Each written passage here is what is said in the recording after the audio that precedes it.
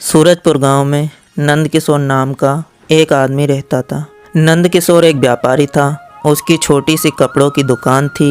अपने व्यापार से नंद किशोर इतना कमा लेता था जिससे कि वह अपने परिवार का गुजारा कर सके। नंद किशोर पूरी ईमानदारी के साथ अपना व्यापार करता था। एक दिन सुबह सुबह की बात है, नंद किशोर ने ईश्वर का नाम लिया और अपनी दुकान खोली। वह प्रतिदिन की तरह अपनी दुकान में रखे हुए कपड़े के थानों को सही तरीके से लगाने लगा। अभी कुछ ही देर गुजरी थी कि उसकी दुकान में 3 आदमी दाखिल हुए। उन आदमियों ने बहुत ही कीमती वस्त्र पहने हुए थे। देखने में वह तीनों बहुत ही घमंडी दिखाई पड़ते थे। तीनों आदमी दुकान में आने के बाद किशोर से बातें करने लगे। वह कहने लगे कि उन्हें कीमती कपड़ा दिखाया जाए। अचानक उन तीनों को एक दुकान के एक कोने में एक रेशमी कपड़ा दिखाई दिया। उन्होंने दुकानदार से कहा कि वे कपड़ा उठाकर लाए। नंद किशोर वे कपड़ा उठाकर उन लोगों के सामने फैला देता है। तीनों आदमियों को वे कपड़ा इतना पसंद आया कि वे बहुत ही खुश हुए। फिर उनमें से एक आदमी नंद किशोर से कहने लगा, ये कपड़ा तो बहुत ही कीमती है, इसीलिए मैं ये मालूम करना चाहता हूँ कि तुम ये कपड़ा कहाँ से लाए हो। हम लोग सुबह से इस बाज़ार में घूम रहे हैं, लेकिन ऐसा कपड़ा हमें कहीं भी नहीं मिला। हम लोग इसी की तलाश में थे और तुम्हारी दुकान में आए हैं। नंद किशोर कहने लगा, ये कपड़ा मेरी दुकान में पुराने पड़े हुए माल में से बचा है। असल बात यह है कि ये कपड़ा बहुत ही महंगा है और मेरे ग्राहक ऐसा महंगा कपड़ा खरीदने की हैसियत नहीं रखते, इसीलिए ये कपड़ा बच गया है। किसी ने भी इस कपड़े को नहीं खरीदा। तीनों आदमियों ने वे कपड़ा उठाया और बिना कुछ कहे सुने दुकान से बाहर की तरफ चल दिए। नंद किशोर उनके पीछे दौड़ा और कहने लगा, अरे भाई, इस कपड़े की कीमत तो देते जाओ। उन तीनों में से एक आदमी नंद किशोर से कहने लगा, भाई तुम कल राजमहल में आ जाना। हम नगर के राजा के राज दरबारी हैं, वहाँ आकर हमारा पता मालूम कर लेना और कपड़े की कीमत ले जाना। नंद किशोर ये बात सुनकर हैरान और परेशान हो जाता है। वह जान चुका था कि इन आदमियों से कपड़े की कीमत वसूल करना आसान ना होगा। जब वे लोग दुकान से चले गए तो नंद किशोर वापस अपने काम में जुट गया। जैसे तैसे करके वो दिन गुजर गया। अगले दिन नंद किशोर उठा। उसने सबसे पहले राजमहल में जाने का निश्चय किया ताकि अपने कपड़े की कीमत वसूल कर सके। जब राजा के महल की तरफ वह जा रहा था तो मन ही मन में सोच रहा था कि आज अपने कपड़े के अच्छे दाम वसूल कर लूँगा, परंतु असल बात से वह बिल्कुल अनजान था। जब वह राजमहल में पहुंचा तो उसने देखा कि महल के चारों तरफ पहरेदार खड़े थे। नंद किशोर पहरेदार के पास गया और उन्हें कल की सारी बात बताई। वह उन तीनों आदमियों की पहचान बताकर उनके बारे में पूछने लगा जो उसकी दुकान से कपड़ा खरीद कर लाए थे।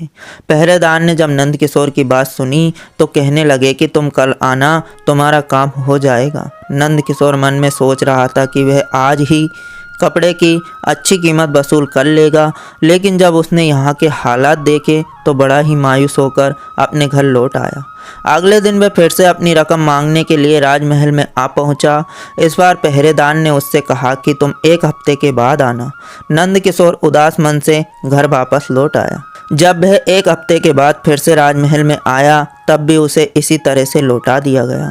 अगली बार जब नंद किशोर महल में पहुंचा तो इस बार वह पहरेदार से कहने लगा, मैं पिछले कई हफ्तों से अपनी रकम के लिए यहाँ पर चक्कर लगा रहा हूँ, लेकिन मुझे खाली हाथ वापस जाना पड़ता है। तब उन पहरेदार में से एक नेक दिल पहरेदार उसे एक कोने में ले गया। वह पहरेदार कहने लगा, अरे भाई, तुम तो बहुत ही सीधे साधे आदमी मालूम पड़ते हो।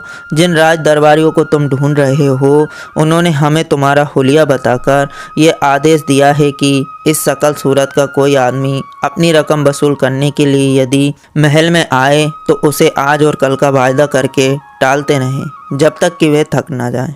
इसीलिए तुम खुद ही सोचो कि तुम कब से चक्कर लगा रहे हो और आज तक तुम्हारी रकम का कोई अता पता नहीं है। मेरी मानो तो तुम अब इसका ज़्यादा सिर दर्द मत लो, अपने कपड़ों की कीमत तो तुम भूल ही जाओ। नंद किशोर कहने लगा, मैंने ना तो वह कपड़ा चुराया था और ना ही बेईमानी से खरीदा था जो मैं उसकी कीमत भूल जाऊं। मैं यहाँ पर कोई भीख मांगने नहीं आता, मैं अपने हक का पैसा मांगता हूँ। मैं रोज़ रोज़ यहाँ पर नहीं आ सकता। अगर राजा के कर्मचारियों ने मेरी कमाई मुझे ना दी तो मैं सीधा महाराज के पास जाकर उनकी शिकायत करूँगा। पहरेदार कहने लगा, मैंने तो तुम्हें सच्चाई बता दी है, अब तुम्हारी मर्जी, तुम जैसा चाहो वैसा करो। मैं एक बार फिर तुमसे कहता हूँ कि अगर अपनी खुशी और सलामती चाहते हो तो अपने कपड़े की कीमत भूल जाओ। पहरेदार की बातें सुनकर नंद किशोर मन महसूस कर वहाँ से चला गया, लेकिन इसके बावजूद भी नंद किशोर राजमहल के चक्कर लगाता रहा। उन राज दरबारियों के बारे में पूछता रहा, लेकिन उसे कुछ भी मालूम ना पड़ा। नंद किशोर ने अब तक उम्मीद नहीं छोड़ी थी। उसे उम्मीद थी कि किसी न किसी दिन वह उन राज दरबारियों को बाजार की गलियों में ढूंढ ही लेगा और फिर उनसे अपनी रकम जरूर मांगेगा। नंद किशोर का यह अंदाज़ा गलत नहीं था। कुछ दिन गुजरे। जब नंद किशोर अपनी दुकान बंद करके बाजार से गुजर रहा था कि उसने देखा वही तीनों आदमी घोड़े पर सवार होकर बड़ी ही तेज़ी से जा रहे थे। नंद किशोर आगे बढ़ा और मुस्कुराते हुए उनको नमस्कार किया। इसके बाद नंद किशोर ने अपने कपड़े की कीमत के बारे में उनसे बात की। उन तीनों आदमियों ने जब नंद किशोर की बातें सुनी तो ज़ोर ज़ोर से हंसने लगे। उनमें से एक आदमी आगे बढ़कर कहने लगा, क्या तुम पागल हो गए हो? कौन सा कपड़ा, कैसी रकम? नंद किशोर ने बड़े ही विनम्रता से पूरी घटना उन्हें बताई, साथ ही साथ अपनी दुकान की पहचान भी बताई। उनमें से एक आदमी कहने लगा, क्या हम तुम्हारे उस मामूली से कपड़े के लिए ही रह गए हैं? अगर हमें किसी वस्तु की ज़रूरत होती है तो हम सिर्फ आदेश करते हैं और सब कुछ हमारे सामने हाजिर हो जाता है। हमारे पास इतना समय नहीं है कि हम लोग बाज़ार में जाएं और तुम जैसे मामूली दुकानदार से कपड़ा खरीदें। उन्होंने इतना कहा और अपने घोड़े की लगाम खींचकर आगे बढ़ने लगे। नंद किशोर ने जब देखा कि उसका पैसा डूब जाएगा, साथ ही उस पर झूठ बोलने का आरोप भी लगा है, तो उसने आगे बढ़कर उनमें से एक के घोड़े की लगाम पकड़ ली, उस आदमी को नीचे खींच लिया। अगले ही पल दोनों में हाथापाई होने लगी। दूसरे दोनों आदमी कुछ आगे निकल गए थे, लेकिन उन्होंने जब शोर सुना तो वे वापस लौट कर आए और तीनों ने मिलकर नंद किशोर की खूब पिटाई की। अपने साथ होने वाले इस अत्याचार को नंद किशोर बर्दाश्त ना कर सका और उसने भी उनमें से एक आदमी के चेहरे को नोचा। इस हाथापाई में उन तीनों आदमियों को भी कुछ चोटें आ गई। इस झगड़े के बाद वे तीनों घोड़े पर सवार हुए और वहां से भाग गए। नंद किशोर बेचारा जख्मी हालत में वापस अपने घर लौट आए। जब नंद किशोर की पत्नी ने उसकी हालत के बारे में पूछा तो नंद किशोर ने सारी घटना अपनी पत्नी को बता दी और कहने लगा, देखो, वैसे तो मैं जख्मी हूँ, परंतु मैं खुश हूँ कि मैं राजा के दरबारियों का मुकाबला करके आया हूँ। अगर मैं ऐसा ना करता तो मन ही मन में कुढ़ता रहता। इसके बाद कुछ दिनों तक नंद किशोर अपने घर पर ही रहा। उसकी पत्नी ने नंद किशोर की देखभाल की, जिससे नंद किशोर की तबीयत अब बिल्कुल ठीक हो चुकी। ठीक हो जाने पर नंद किशोर फिर से अपनी दुकान की तरफ चल पड़ा। दुकान में पहुंचने के बाद वह अपने सामान को ठीक से लगाने लगा तो उसने देखा कि नगर के कोतवाल के 2 सिपाही उसकी दुकान पर आ खड़े हुए। नंद किशोर ने पूछा कि क्या काम है भाई? वह कहने लगे, तुम्हें हमारे साथ चलना है, सब बातें अपने आप मालूम हो जाएगी। नंद किशोर उन सिपाहियों के साथ नगर के कोतवाल के पास पहुंच गया। वहां पहुंचने पर नंद किशोर ने देखा कि कोतवाल उसे घूर रहा था। नंद किशोर ने पूछा, हुजूर, मुझे यहाँ पर किस लिए बुलाया गया है? कोतवाल इस तरह के सवाल सुनने का आदी नहीं था। वह भड़क कर कहने लगा, अच्छा, बड़े मासूम बनते हो, तुम जैसे कुछ जानते ही नहीं। भूल गए अभी कुछ दिन पहले ही तुमने महल के कुछ राज दरबारियों के साथ मारपीट की थी। तुम उन्हें जान से ही मार देते। तुमने ऐसे सम्मानित लोगों के साथ इतना दुर्व्यवहार किया है। नंद किशोर कहने लगा, मैं तो सिर्फ अपने कपड़े की कीमत पाना चाहता था, लेकिन उन लोगों ने देने से मना कर दिया। वह 3 थे और मैं अकेला था। उन्होंने मुझे मारा पीटा, ना कि मैंने उन्हें। कोतवाल कहने लगा, तुमने बड़ी ही गलती की है। क्या एक मामूली सा कपड़ा तुम उन लोगों को तोहफे के रूप में नहीं दे सकते थे? क्या राजमहल के दरबारियों के लिए तुम इतना भी नहीं कर सकते? नंद किशोर ने देखा कि जब उसे ही अपराधी ठहराया जा रहा है तो वह कहने लगा, कोतवाल साहब, वह तीनों कपड़ा खरीदने के इरादे से मेरी दुकान पर आए थे, ना कि अपने लिए तोहफा लेने के लिए। मैं तो राजमहल के चक्कर लगाता रहा, लेकिन मुझे कोई जवाब ना मिला। मैंने कई दिनों के बाद जब इन्हें बाजार में देखा तो इन्हें रोक लिया। अपने कपड़े की कीमत मांगने लगा। ये लोग कहने लगे कि क्या तुम पागल हो गए हो, हमने तुमसे कोई कपड़ा नहीं खरीदा। हुजूर, अब आप ही बताइए, अगर किसी को तोहफा चाहिए तो वह क्या ऐसा व्यवहार करता है? कोतवाल कहने लगा कि मैं नहीं जानता कि तुमने क्या किया, लेकिन जो मेरी जिम्मेदारी है मैं उसे पूरा करूँगा। और वह यह है कि महाराज ने मुझे आदेश दिया है कि तुम उनके राज दरबारियों से उलझे हो और उनका अपमान किया है, इसीलिए तुम्हें कारागार में भेजा जाएगा और तुम्हारी दुकान को भी जब्त कर लिया जाएगा। तुम्हारी ये सज़ा देखकर बाकी लोगों को भी सबक मिलेगा और फिर से कोई भी राज दरबार के दरबारियों के साथ ऐसा दुर्व्यवहार नहीं करेगा। नंद किशोर ने जब ये सुना तो उसकी आंखों के आगे से मानो अंधेरा छा गया।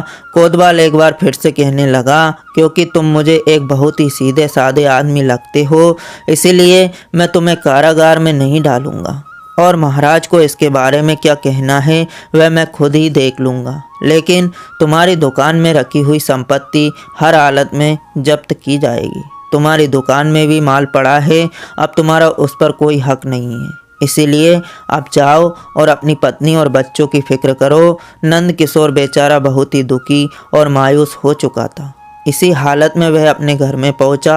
अगले दिन नंद किशोर की दुकान पर कोतवाल के भेजे हुए सैनिक आए। उसकी दुकान में जितना भी माल रखा था वह जब्त करके अपने साथ ले गए। नंद किशोर अब बिल्कुल खाली हो गया था। वह मायूस था, लेकिन सोच रहा था कि जैसे भी हो गुजारा तो करना ही होगा, चाहे कुछ भी करना पड़े, उसे अपने परिवार का पोषण तो करना ही है। कुछ सोचकर नंद किशोर अपने व्यापारी दोस्तों के पास गया और उनसे कुछ धन उधार ले आया। उस धन से नंद किशोर ने कुछ कपड़ा खरीदा और वापस अपनी दुकान में लौट आया। वह एक बार फिर दुकान चलाने की कोशिश करने लगा। नंद किशोर को विश्वास था एक बार फिर से वह अपने व्यापार को अच्छे से चला पाएगा, साथ ही साथ अपने व्यापारी मित्रों से लिए हुए धन को भी वापस कर पाएगा। लेकिन किस्मत का खेल ऐसा हुआ कि छोटी सी दुकान से वह अपने घर का खर्च तो जैसे तैसे चला पाया, लेकिन व्यापारियों का कर्जा वापस ना कर सका। कुछ व्यापारी जिनको नंद किशोर पर विश्वास था वह तो कर्ज मांगने नहीं आए, लेकिन एक दो व्यापारी ऐसे भी थे जो अपना कर्ज वापस पाने के लिए वह सब्र हो रहे थे। लोग प्रतिदिन नंद किशोर के यहाँ आने लगे, नंद किशोर से रोज़ अपना कर्जा मांगने लगे। बेचारा नंद किशोर शर्मिंदगी से अपना सिर झुका लेता, लेकिन यह सिलसिला ज़्यादा दिन तक न चल सका। नंद किशोर सोचने लगा, आखिर कब तक मैं कर्जदार को टाल रहा हूँ। उसे लगने लगा कि अब ज़्यादा दिन तक वह इन लोगों का सामना नहीं कर सकता, ना ही उनसे और अधिक समय मांग सकता है। इसीलिए नंद किशोर ने एक फैसला किया कि कुछ दिनों के लिए वह अपनी दुकान बंद कर देगा, ताकि कर्ज वसूल करने वालों से कुछ दिनों के लिए वह बच सके। यह सोचकर उसने अपनी दुकान बंद की और कुछ और काम करने का निश्चय किया। नंद किशोर गांव से बाहर एक चक्की वाले को जानता था, जो किसी ज़माने में नंद किशोर के पिता का मित्र था। नंद किशोर जब उस चक्की वाले के पास पहुंचा तो उसे सारी घटनाएं बताई। उसने चक्की वाले से प्रार्थना की कि मुझे अपने पास कुछ दिनों के लिए मजदूर का काम करने दें। जब चक्की वाले ने नंद किशोर की सारी बातें सुनी तो कहने लगा, बेटा, मुझे तुम्हें अपने पास काम पर रखने में कोई परेशानी नहीं है। तुम्हारी जब तक मर्जी हो यहाँ पर काम कर सकते हो, लेकिन मुझे इस बात की चिंता है, क्या तुम इतना कठोर परिश्रम कर पाओगे? क्या तुम आटे की बोरियां उठा उठा कर इधर उधर रख सकोगे?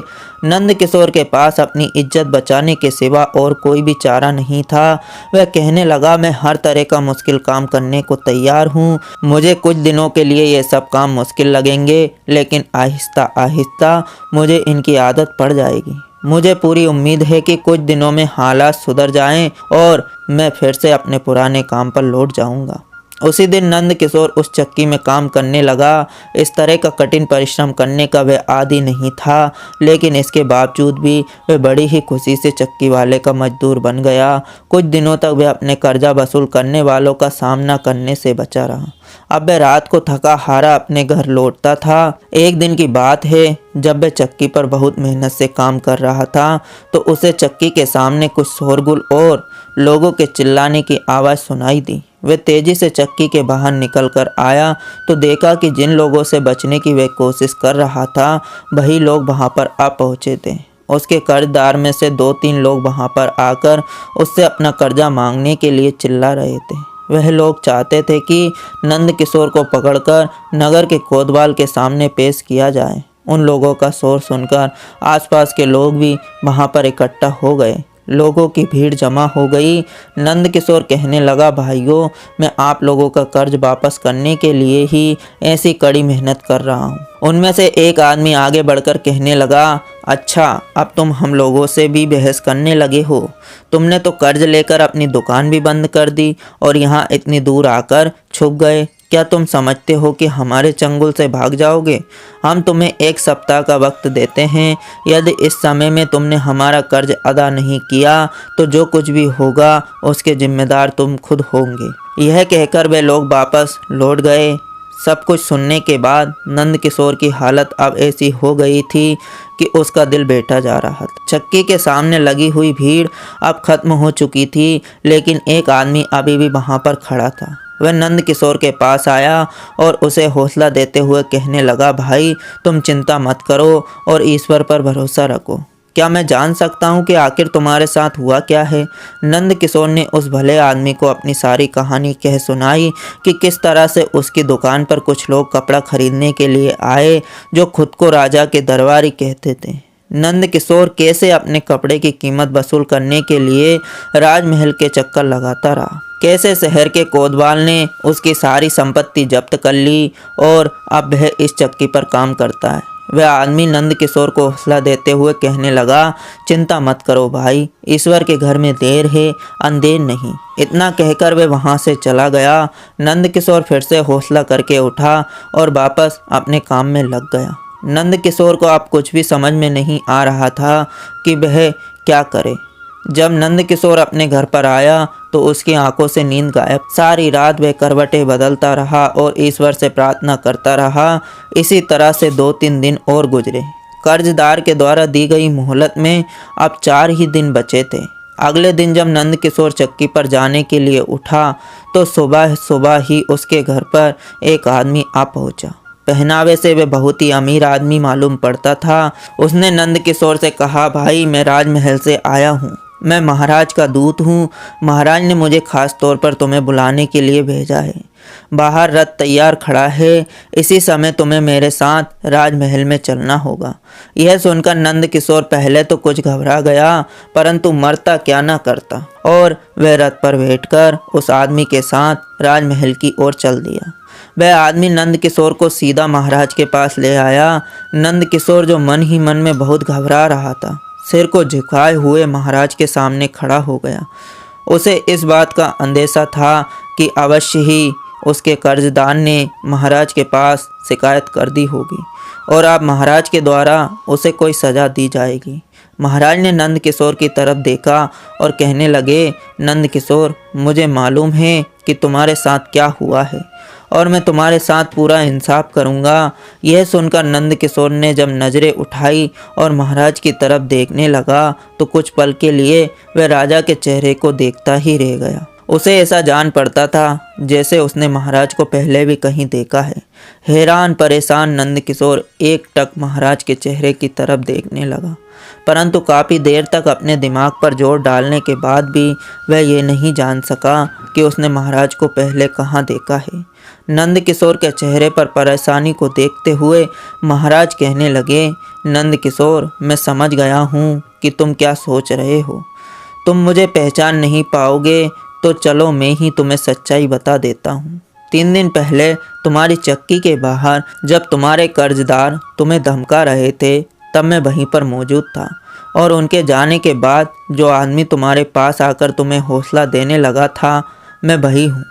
असल बात यह है कि उस दिन मैं भेष बदलकर अपने राज्य की प्रजा का हालचाल जानने के लिए निकला था, क्योंकि मुझे काफ़ी समय से ये शिकायतें मिल रही थी कि हमारे राजमहल के कुछ राज दरबारी और कर्मचारी अपनी हैसियत और रुतबे का गलत इस्तेमाल करके राज्य की प्रजा और व्यापारियों को सता रहे हैं।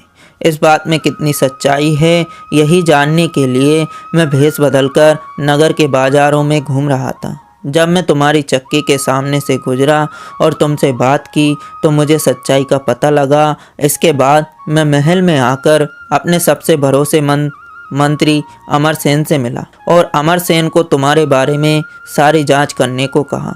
जिससे ये पता चला कि तुम अपनी जगह पर बिल्कुल सच्चे थे और फिर अमरसेन ही तुम्हें लेने के लिए तुम्हारे घर पर गए थे। साथ ही साथ हमने उन भ्रष्ट और बेईमान राज दरबारियों और कर्मचारियों का भी पता लगा लिया है जो हमारी प्रजा को सता रहे थे। नगर के उस कोतवाल को भी गिरफ्तार कर लिया गया है जो इनके साथ मिलकर प्रजा के साथ अन्याय कर रहे थे। राजमहल के उन पहरेदारों को भी हटा दिया गया है जो इनके साथ मिले हुए थे।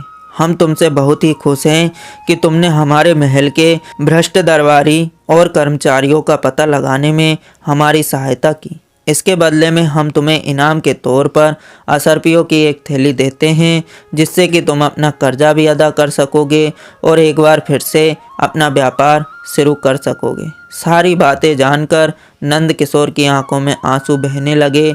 मन ही मन वह ईश्वर का धन्यवाद करने लगा और फिर राजा का धन्यवाद करते हुए असरपियों की थैली लेकर अपने घर वापस लौट आया।